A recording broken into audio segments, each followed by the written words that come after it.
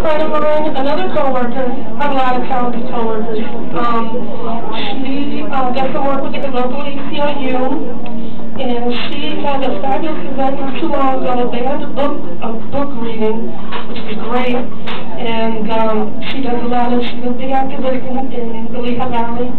And we met not too long ago, and we've been doing stuff together ever since now.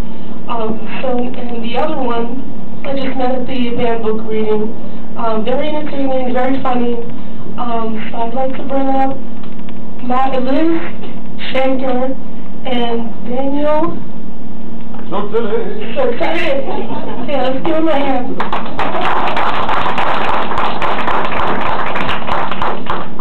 Hello. Yes, I'm Liza, and this is Dan, and we are at the TANGO Makes Three. And I recently had the honor of organizing a banned books reading on behalf of the ACLU and the Nazareth Memorial Library. So we decided to sort of recycle an act that went over particularly well, especially because this is a very sad thing to talk about, but there's hope in sadness. So we want to present you with something a bit lighter than what has been going on the rest of the night.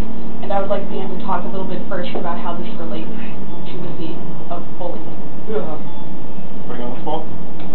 Actually, I was very much compelled to do this because I have a strong connection to the LGBT community in a very peculiar way. I used to be in the United States Marine Corps. Actually, I did the Get Better program and actually sort of told the story for it.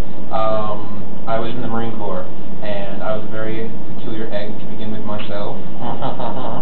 And oddly enough, I didn't fit in that environment at all. And so in a very backwards way, we always talk about people accepting other people, and it's always about, oh, we need to accept homosexuality. Well, the odd thing was that I was accepted by that community as being someone who also didn't fit in there because of course, that was the gender formal shooting. So no one could be as they were meant to be. And I, myself, could not be what I was meant to be there, just who I was. And that community actually took me in. And so I have such profound feelings for that community, and then when I see these things happen, it just frustrates me so much that I always feel compelled to do these things. And the way it connects is that I think on the opposite side of bullying are these acts, these revolutionary acts that people do of acceptance, and that is how we trump it, by doing these things, and this story sort of relates to that by showing one of these acts in a very interesting way, and we'll get to it in a second. Yes, as Dan was bringing me around to. Of course, this is not an LGBT cause. Bullying affects everybody. But of course, especially with the current socio-political climate, this is central to LGBT issues. And this book is a children's book that was banned. And it's banned because it's very, very dangerous. And Tango makes three. So, you are about to hear the story of Tango. And as he was saying, kindness trumps bullying, and this is basically at its core, in a way, about a single act of kindness by a zookeeper who has faith in these two penguins. I'm going to act it out foolishly. I would really love it if anybody who doesn't have a good view would take this moment to sit up front, because I will be reading to you as though you are children, and I want you to enjoy the spirit of that. We spent a lot of time on it.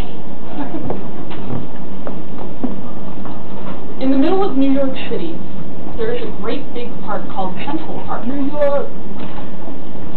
Children love to play there. It has a toy boat pond where they can sail their boats.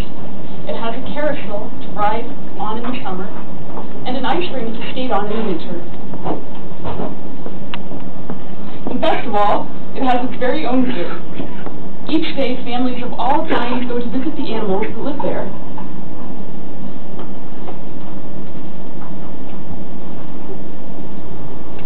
But children and their parents aren't the only families in the zoo. The animals make families of their own. There are red panda bear families, with mothers and fathers and furry red panda bear cubs. There are monkey dads and monkey moms raising noisy monkey babies. There are toad families and toucan families, and cotton-top tamarin families, too.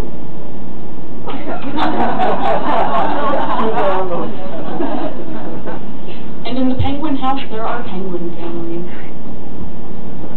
Every year at the very same time, the girl penguins start noticing the boy penguins.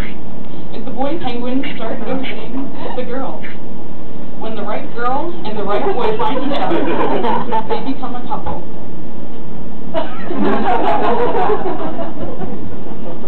Two penguins in the penguin house were a little bit different. One was named Roy, and the other was named Shiloh. Roy and Shiloh were both boys, but they did everything together. They bowed to each other, and walked together. They sang to each other, and swam together. Wherever Roy went, Shiloh went too. They didn't spend much time with the girl penguins, and the girl penguins didn't spend much time with them. Instead, Roy and Shiloh wound their necks around each other. Their keeper, Mr. Gramsay, noticed the two penguins and thought to himself, they must be in love.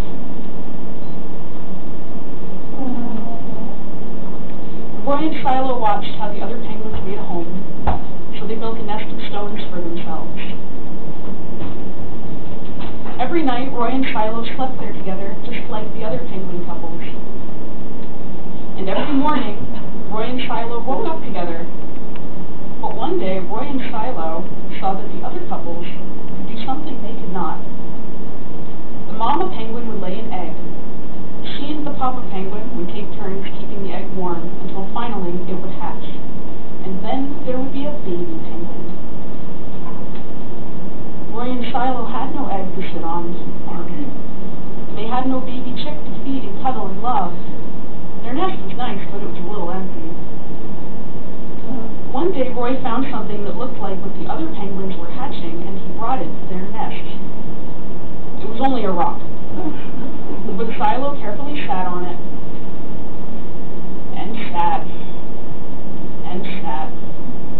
When Shiloh got sleepy, he slept, and when Shiloh was done sleeping and sitting, he swam and Roy sat. Day after day, Shiloh and Roy sat on the rock. But nothing happened. Then Mr. Gramsay got an idea.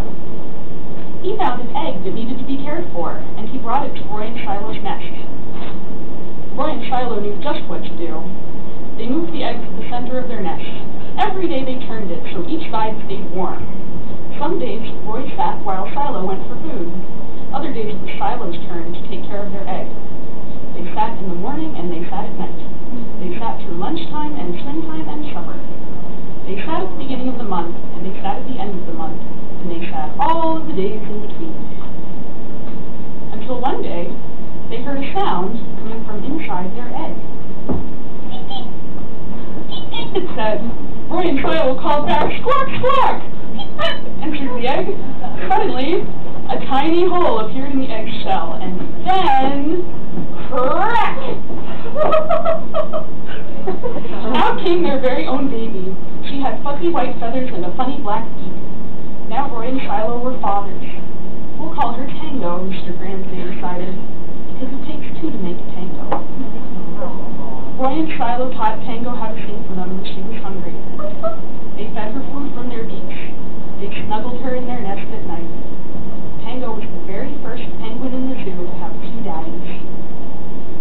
Soon Tango grew strong enough to leave the nest. Roy and Shiloh took her for a swim, just like all the other penguin families. And all the children who came to the zoo could see Tango and her two fathers playing in the penguin house with the other penguins. Hooray, Roy! Hooray, Shiloh! Welcome, Tango, they cheered. At night, the three penguins returned to their nest. There they snuggled together. And like all the other penguins in the penguin house, and all the other animals in the zoo, and all the families in the big city around them, they went to sleep.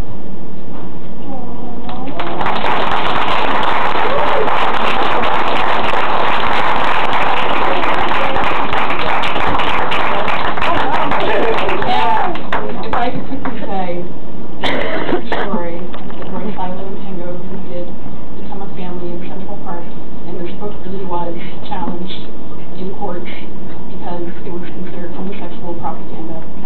And all I can really say about that is, in a world where we would ban this book